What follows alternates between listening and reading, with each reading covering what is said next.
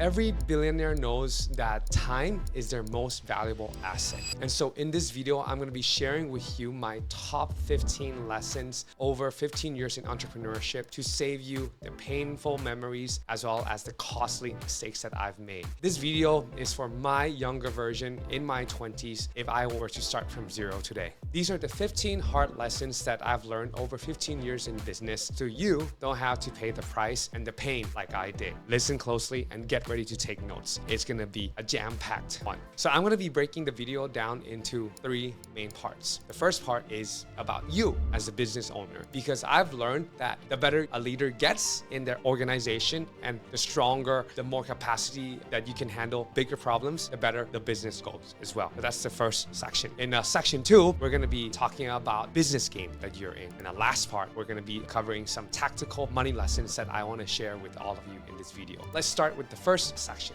Lesson number 1, your business can never outgrow your capacity. So you see, when I first started in business, I was focused on just getting my first $30,000 client. That to me at that time as a newbie was a lot. Of course, once I realized and I got it, I was like, whoops, it's a bit too small. So I had to aim bigger. And what happens is that when you start aiming for bigger deals, bigger clients, a larger team, you're gonna start to ask better questions. Questions like, how do I become the person or the business owner or become the business that is worth $1 million or a company to come and hire me for to help solve their problem? So as you start in your business, be prepared to level up in every stage as you go through, mentally, emotionally, and as well as physically. I don't want all of you to get fat, which leads me to the next lesson, which is business lesson number 2. You have to train your body to tame your mind. I've learned firsthand that as you get fit and fix your focus on getting as fit, as lean, as strong as you can, that this simple habit actually compounds into multiple areas of your life. Because what happens is that you see, when you get into the routine of working out on a daily basis, what's going to happen is that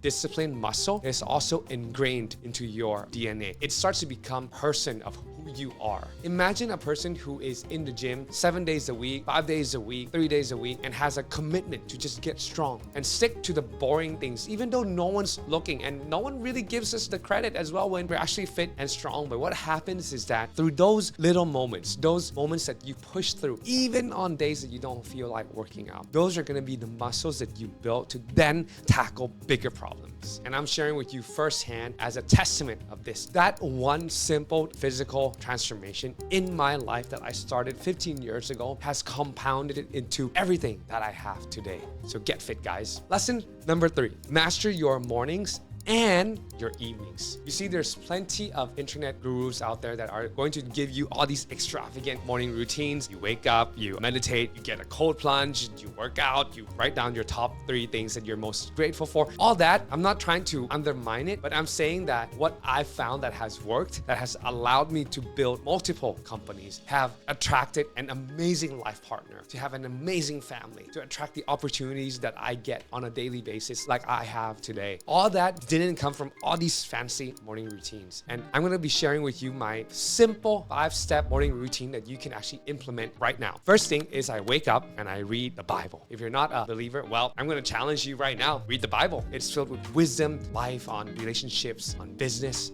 plenty of things for you to drop right in about. And if you want to get a head start, download the YouVersion Bible app. There's plenty of plans that can get you started. I personally go through the 1 year with the Bible every single year. And I've been doing that the past 5 years. And I've got to tell you, a relationship with our Creator, man, that just sets the right tone for every single day of my life. So that's the first thing that I do when I get up. The second thing is, of course, I grab my cup of coffee. And sometimes I'll do both at the same time, because now we've got technology where we can plug in our headphones and listen to the Word of God as we start our day. And the third thing that I do immediately once I read the Bible is I sharpen my mind. And that could be tuning into a podcast that I wanted to watch that would feed me new knowledge about the industry that I'm in, about the latest developments in AI, in business, in finance, in whatever area I'm interested in. But I want to be able to learn and absorb new new knowledge on a daily basis. And you could also do this by taking a book that you want to learn. I've got a whole list of books that I would recommend. So if you want my favorite books that I would read personally, DM me on Instagram with the word book,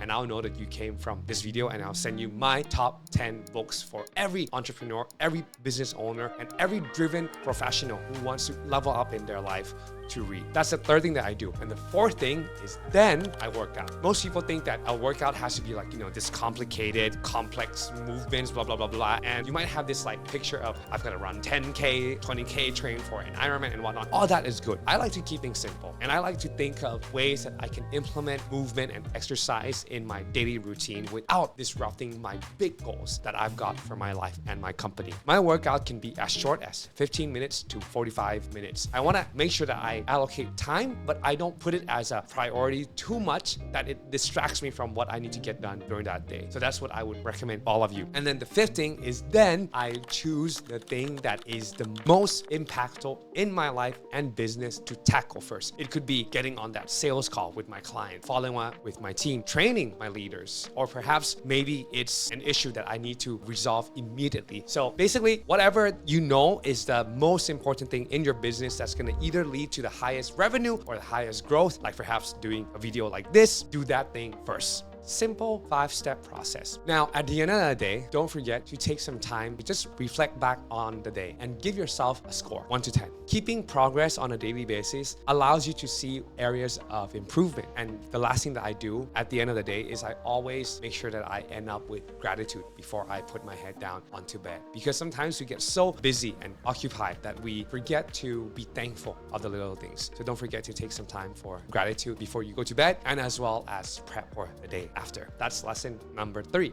Lesson number 2, curate your inputs ruthlessly.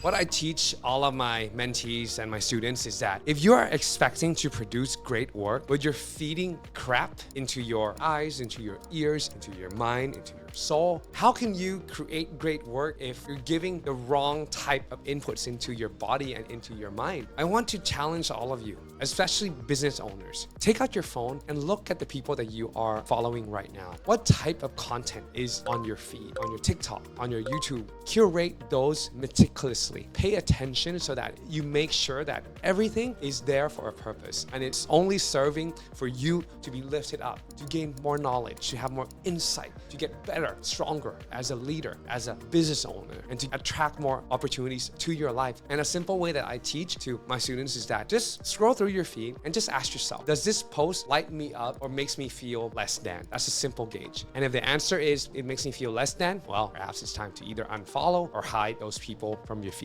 Make sure that you get that right. Lesson number 5, your reality is what you choose to tolerate. I learned this 5 years ago when I was feeling like things in my life weren't going in the right direction that I wanted to. You see, we're all striving for growth. We want things to get better. We want to make more money. We want our team to be better. And I found that in those times that I felt that I'm not growing, I realized that I've basically started to lower my standards. And based on kind of like the feedback that I got from our team members, they were saying things like, hey, Jedi, you should be less strict on these people because blah, blah, blah. Perhaps this standard is a bit too high. You shouldn't expect too much from these people because blah, blah, blah, blah. And I actually let those feelings and those things set in. And I allowed those lesser standards to basically pass by. Now, the problem with that is that as a business owner, as a leader in the company, the message that you're sending to your team and your customers is that if even the business owner is willing to tolerate a lesser than type of situation, and if you're promising them this level of service, but you're accepting that your team is functioning at this level and you're letting it go,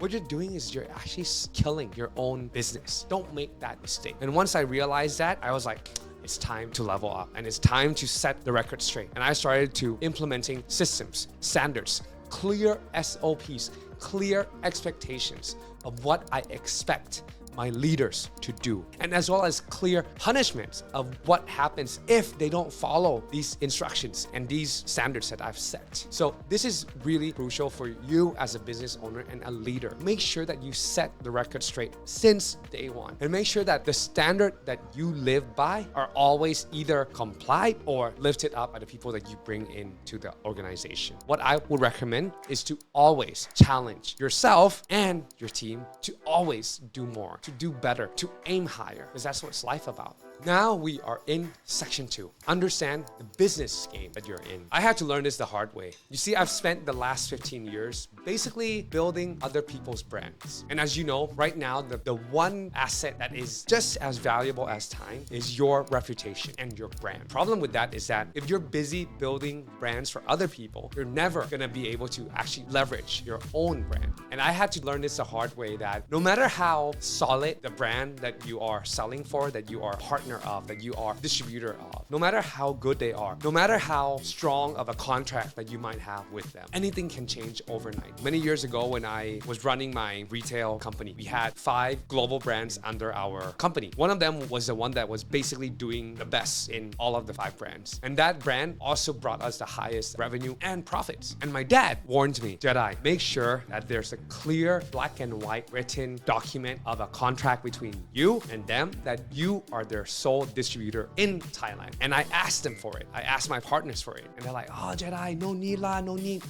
man. Just trust that everything's gonna be okay. There's no way that we would backstab you and appoint another person or even cut you off, because you built this business for us in Thailand. As you guys probably would have guessed, that didn't happen. There was one day I got a phone call from the international sales team that were in charge of Thailand. She called me up and said, Jedi, unfortunately, we have to remove you from our distributorship because you're not selling enough. And that was basically after 5 years of me investing $300,000 into building for them here in Thailand, getting their eyewear in front of the Thai customers. Every person that you could name in Thailand at that time knew what this brand was. And most likely, almost every single Thai person that is in the middle income phase to the upper class, most likely every single person of them has either bought one or multiple of this brand that I was building. That was really painful. So I don't want all of you to go through that pain like me. I understand that there are successful companies that have done that well here in Thailand. We have billionaires who basically are the manufacturers of big brands such as Hitachi, Sony, Samsung. Perhaps they struck a deal where they can manufacture certain parts or products here locally in Thailand, where the big company in Japan, in the US, they appoint Thailand subsidiary that is owned by a Thai person. And I've seen that company also scale and grow to billions and billions of dollars. However, what I got wrong was that being distributor, or basically an aggregator, other people's brands, is actually not the best way to keep a sustainable business and a growing and profitable one. As you start your business, or if you're in business right now, if you have a service or a product that is your own, great, you're on the right track. At least you don't have to go through that pain like I did. But if you are a reseller or an affiliate, I want to encourage all of you to start thinking about building your own product with your own name that is actually your own intellectual property, that is under your control. As you think about that, I really want you to think global since day one, because I also made the mistake of, not only did I spend many years, a lot of money building brands for other people, I was looking at the market only locally here in Thailand.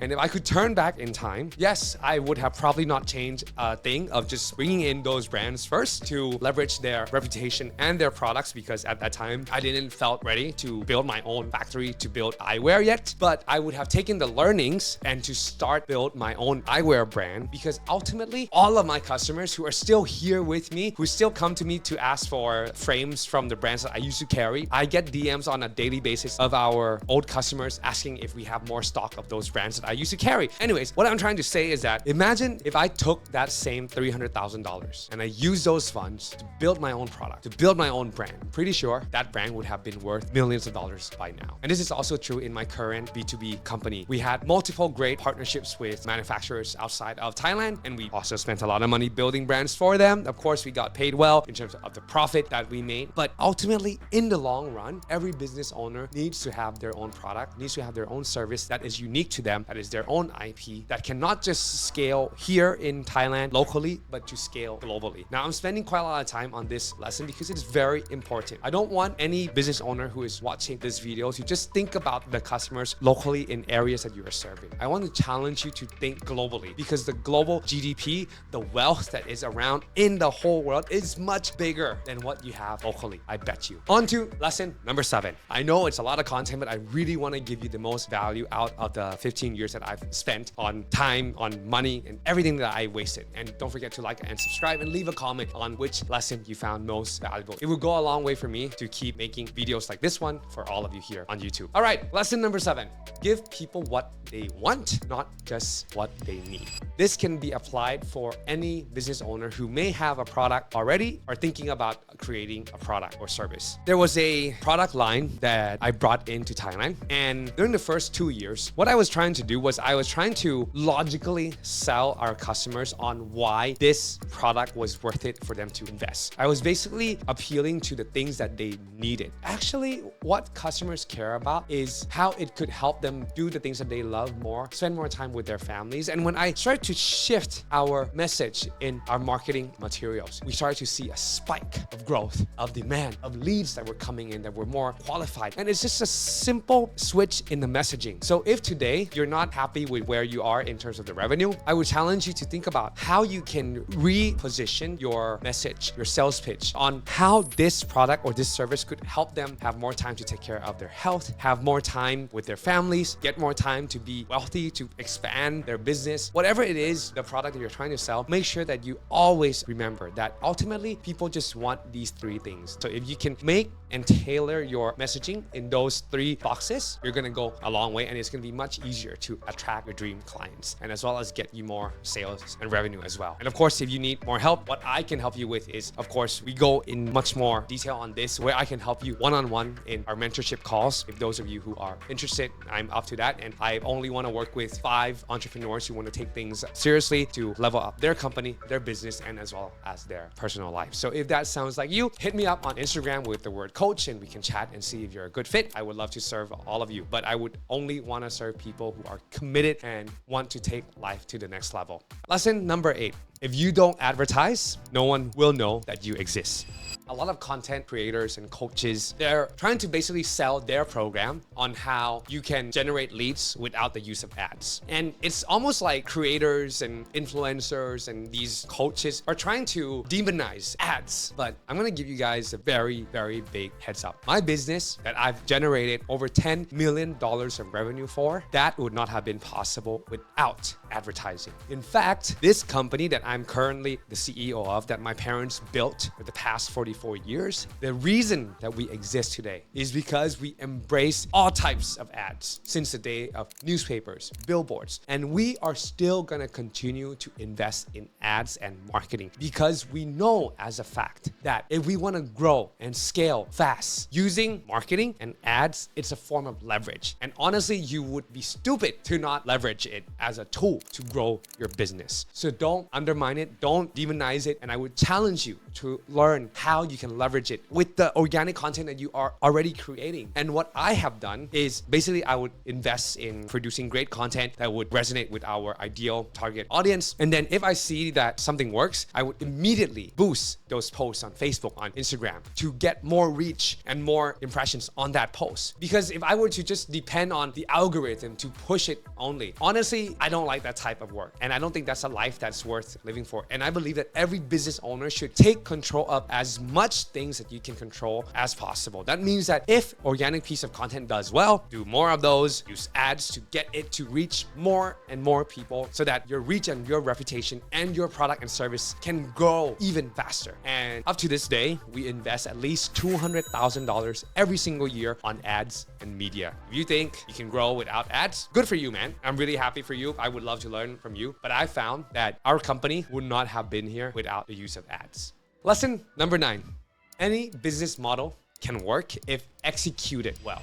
You see, I used to think that having a factory to be a manufacturer of a product and then distributing that product globally was a sure path towards success, towards a billion-dollar company. Truth be told, right now we see multi-millionaires with high profit margins in every single industry that you can imagine possible. Anything from SaaS, from product sales, from service sales, from an agency, whatever it is, right? Ultimately, any type of business model works. It's just 1, how long you're willing to stick with it, and 2, is that the type of business that you want to build for the rest of your life? That's what I would ask my students and my mentees. Ultimately, you could become a coach. You can sell courses courses, you can write a book, you can be a graphic designer, you could be a video editor, you can build an agency, whatever it is, right? There's so much opportunity in the world that any type of business model can basically work. But it's ultimately like what you can stick with for the rest of your life without thinking about retiring. And that's what I want to challenge you with. And on top of that, I'm proof to show you that B2B, I generated $10 million of revenue for my company, a lot of profit as well, really happy, I have a good life. And I also created a B2C company where I sold eyewear direct to the consumer, and I was able to scale that up from $0 to $1 million in a short span of 3 to 4 years. And I made a lot of profit, I made a lot of money, I fed my team well, and I got a lot of happy customers. So both works. And right now, I'm also on the path to prove to you that having a great YouTube channel that serves value to a global audience can also become profitable. And a lot of my friends, my coaches, they also do this and they make a really good living out of it. So ultimately, it's up to what you are willing to do for the rest of your life so that you don't have to retire and don't have to dread another single day of work. Lesson number 10. And this section is going to be about money, systems, and scaling. So gear up because we're at the last part and it's going to be a lot of important lessons that I want to make sure that you guys don't miss. Okay? Lesson number 10. Money is a mirror of who you already are.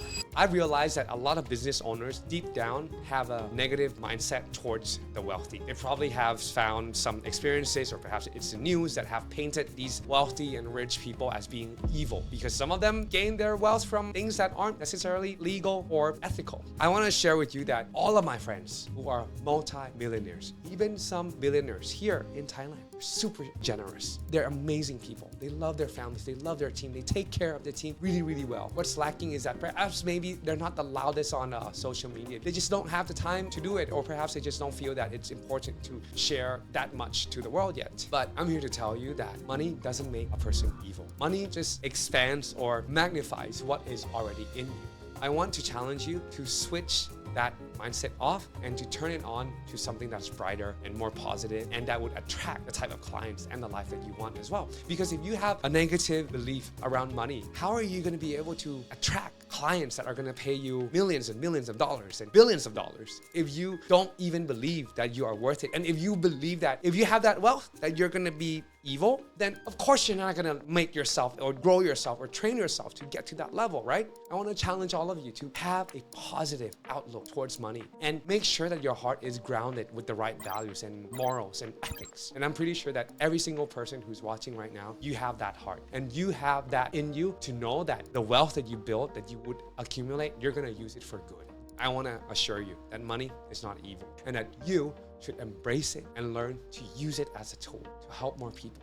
I was sharing with my students the other day that we have this big company here in Thailand named CPO. CPO owns 7-Eleven here in Thailand. And sometimes the media likes to paint the founder and the CEO as someone who's really selfish, who's evil, and he likes to take advantage of people. He's like this big fish trying to swallow up little fish, and he's taking the opportunity out of the poor people. And I'm like, that's one side of it, right? But if you look at the other side, right? Because he's one of the biggest companies in Thailand. Think about the amount of jobs he's able to provide for the Thai people. Think about the amount of business owners who created their first $1 million out of the 7-Eleven franchise that he created and he brought in for the Thai people. And I believe that all of you who are watching this, you also have this in your heart to create amazing things, to create an impact. Know in your heart that you're going to use it for good. Lesson number 11. You can never outsmart your balance sheet. I made this mistake early on in my career when I was only focusing just on the revenue side of the business. I was like, let's sell more, let's buy more products, let's sell more, let's reach more customers, let's spend as much as we can on ads and reach even more customers. I never really delved into kind of the nitty gritty of the money that we were spending on products, on marketing, on our sales team, on the commissions that we were paying to our sales team, if all of that add up to profit or not. And I remember that there was one time, it was many years back, we basically went under and we had to use the overdraft from our banks. And I realized that this mistake is actually pretty common in a lot of business owners because it's easy for us as builders, as creators, as a CEO of the company to just go, sell, buy more products, hire more people, and sell, because we're only focusing on the top line. So make sure that you're always monitoring the financial health of your company and get great at it. I mean, now we have access to ChatGPT. You could take as simple as exporting an Excel file of your financials, processing it into ChatGPT, letting it analyze it for you to basically give you the facts of how you're doing as a business and your financial health. Because what I would not want for all of you is that you focus just on go, and then you forget that you run out of money in your bank. Lesson number 12. Back in the days before COVID, most advisors, most accountants and financial advisors would advise most businesses to keep around 6 months overhead if there were to be a crisis. COVID has taught all of us that 6 is not enough. Right now, what I teach all of my students and my mentees is to keep 12 months of cash overhead, just to make sure that even if there's a crisis, that you guys have enough cash flow to basically keep business afloat, and that you could then pivot, change, and do whatever it takes to get the business in a more profitable or good financial situation. So, rule of thumb, not 6, 12 months of overhead to make sure that you have that covered. Up to this point, our company keeps 12 months of cash reserves taken care of if there is ever a crisis. Now, that does not undermine the fact that you should always be evaluating and measuring the progress of your team. And perhaps sometimes if certain team members are underperforming, don't be afraid to let them go early on. Because if you don't, you're gonna suffer the painful things like I have, that you end up letting them work in your company for too long and then they actually become poison in your organization. Don't make that mistake like I did. Lesson number 13. If a problem can be solved with money, it's not really a problem. 99% of the problems that we face as a business can usually be solved by 3 things. 1, more money, which means more profit. 2, better systems. It could be technology, it could be AI, it could be simple checklists, SOPs, clear expectations between the company and the team and our customers. Or 3, better people.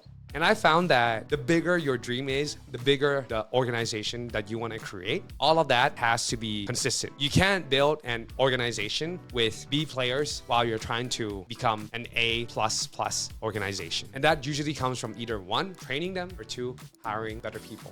And perhaps maybe there's a season going through right now. We're actually in the midst of removing low performers and bringing in more high performers. And your job as a business owner is to get better, is to sell better, market better, get more profit so that you can solve bigger problems.